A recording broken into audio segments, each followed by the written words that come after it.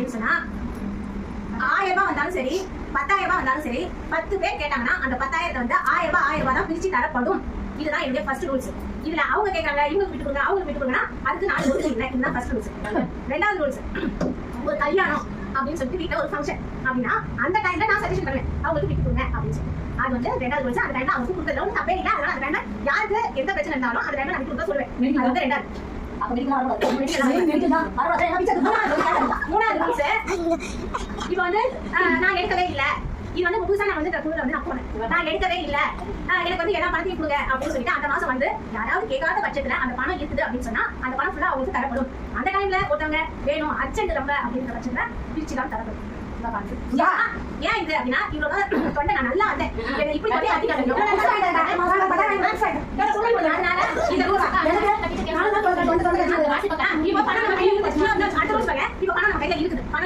யாருமே கேட்கல அப்படின்னும் போது யாராவது கடன் வச்சிருக்காங்க அவங்க இல்ல எனக்கு நான் காசு எடுத்து நான் சொல்லும் போது தருவேன். யாரும் கேட்காத பட்சத்துல யாருமே கேட்கல கேட்ட பணம் இருக்குது உங்கள்கிட்ட கடன் இருக்குது அப்படின்னும் போது அந்த பணம் வந்து கட்டிட்டு அப்படியே கொடுக்கும். அது ஒரு இது இருக்குது.